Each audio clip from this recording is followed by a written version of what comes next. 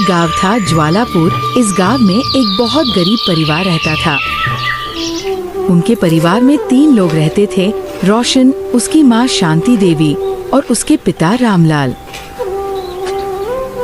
रोशन दूसरे के खेतों में मजदूरी करता था ताकि उसका परिवार 2 वक्त की रोटी खा सके, और उसकी माँ शांति दूसरों के घरों में काम किया करती थी। लेकिन रामलाल अपने दोस्तों के साथ अपने बेटे और पत्नी की कमाई को शराब और जुआ में उड़ाता था। न तो कोई काम करता, न उसे किसी की फिक्र थी, वो बस अपने मन की करता था। रोज का उसका यही काम बन चुका था। एक दिन की बात है, सुबह का समय था। पूरा परिवार साथ बैठ के खाना खा रहे थे। खाना खाकर रोशन अपने काम के लिए जाने ही वाला होता है। तभी आप भी रोशन के साथ जाकर क्यों नहीं कोई छोटा मोटा काम ढूंढते। कुछ पैसे ज्यादा आएंगे तो कम से कम खाना तो ढंग का मिलेगा। ये जो आप दिन भर अपने पियक्कर दोस्तों के साथ घूमते हो, इससे क्या मिलता है आपको? ठीक है, सोचूंगा मैं। अब सुबह सुबह मेरा दिमाग खराब मत करो और जाओ जाके अपना काम करो। रामलाल अपनी पत्नी से लड़ाई करके और गुस्सा होकर फिर से अपने दोस्तों के पास चला जाता है। 2 पैसे क्या कमाती है, इस वजह से जब देखो तब मुझ पे अपना आरोप झाड़ती रहती है। आज मैं इसको बताता हूँ। जाने दो माँ, तुम क्यों पापा के मुंह लगती हो? तुमको तो पता है, सब चाहे कोई कितना भी समझा ले, वो अपने मन की ही करेंगे।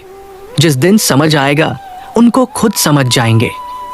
मेरे मरने के बाद उनको समझ आएगा कि शांति सही कहा करती थी या गलत। ऐसा मत बोलो माँ, तुम गुस्सा में कुछ भी बोल देती हो। अभी मैं काम के लिए देर हो रहा हूँ, टाइम से काम पे नहीं गया तो मालिक सारे पैसे नहीं देगा। ठीक है बेटा, मुझको भी आज सेठ जी के यहाँ बहुत काम है।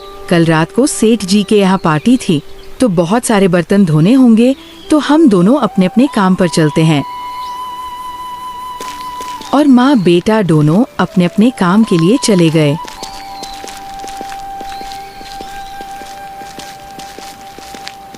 शांति अपने मालकिन के घर पहुंचती है और देखती है कि मालकिन आज बाहर कुर्सी पर बैठी है और बाहर बहुत सारे बर्तन भी रखे हुए थे। आ गई शांति, आज इतनी देर कैसे हो गई? घर में तो सब ठीक है? हाँ मालकिन, सब ठीक है। आप बताइए कि यही बर्तन धोना है क्या? हाँ यही है, कल के पार्टी में इस्तेमाल हुआ सभी बर्तन। तुम बस इन सभी को अच्छे से साफ कर दो। शांति अपने काम में लग जाती है। इधर रोशन खेत के मुहाने पर पहुंचता है और देखता है कि 2 लोग और भी काम कर रहे हैं और ये भी काम करने लगता है। सभी काम कर ही रहे थे, तभी वहाँ पर सेठ आ जाता है और रोशन को बुलाता है। रोशन, ओ रोशन, यहाँ आना जरा। जी सेठ जी, अभी आया। सेठ बताता है कि आज उसे किसी काम से बाहर जाना है तो आज काम नहीं होगा और सबको घर जाने को बोलता है। सभी अपने अपने घर चले जाते हैं। रोशन घर चला आता है और अपने बिस्तर पर बैठ जाता है। वो उदास मन से कुछ सोच रहा होता है। हे प्रभु, आप तो पूरी दुनिया के रखवाले हो। सभी के दुख दर्द आप ही दूर करते हो। कुछ ऐसा चमत्कार कर दो जिससे मेरे पिताजी सुधर जाएं और हमारा परिवार खुशहाल हो जाए। इधर शांति भी अपना काम खत्म करके आ जाती है। बेटा, तू कब काम से आया? माँ, आज सेठ जी को किसी काम से शहर जाना था तो उन्होंने आज काम बंद करवा दिया। मैं तो पूरा दिन घर पर ही हूँ। ठीक है, अपने पापा को देखा कहीं पे? पता नहीं आज इतना देर कहाँ रुक गए। रोज तो दारू पीकर हमारे आने से पहले ही आकर सोए रहते थे। तुम चिंतित मत हो माँ, वो अपने दोस्तों के साथ होंगे, थोड़ी देर में खुद आ जाएंगे। शांति अपने घर के कामों में लग जाती है। इधर रामलाल अपने परिवार से गुस्सा होकर बिना किसी को बताए अपने दोनों हाथों में शराब की बोतल लिए जंगल चला आता है और एक पेड़ के नीचे बैठकर और वो गुस्से में खूब शराब पीता है। कुछ देर बाद शाम हो गई। सूरज ढलने लगा था। जंगल में सन्नाटा फैल गया था। चिड़ियों की आवाजें भी धीरे धीरे थम रही थी। शराब पीने के बाद रामलाल अकेला चलता जा रहा था। नशा उतर चुका था, पर अंदर की बेचैनी और तेज हो गई थी। वो चुपचाप चलता जा रहा था। काफी रात हो चुकी थी। इधर रोशन परेशान होकर अपने पिता को ढूंढने के लिए निकलता है। वो अपने पिता के पुराने दोस्त से पूछता है, लेकिन उसे कुछ नहीं पता होता। वो कहता है कि रामलाल तो आज सुबह से नहीं दिखा।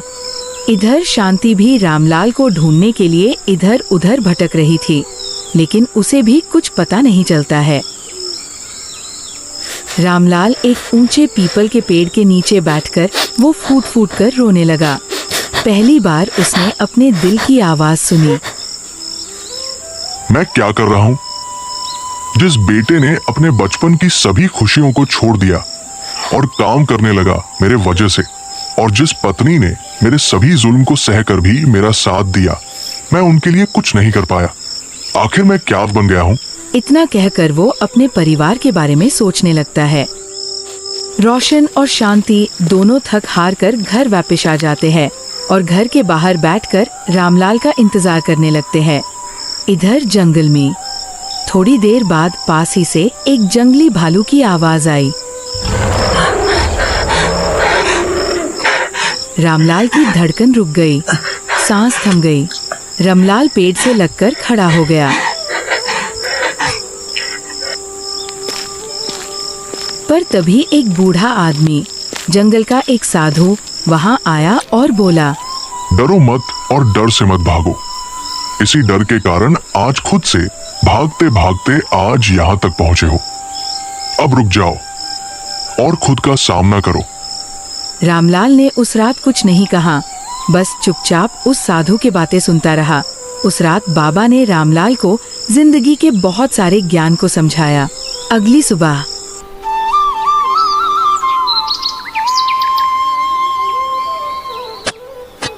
रामलाल खेत में काम कर रहा होता है।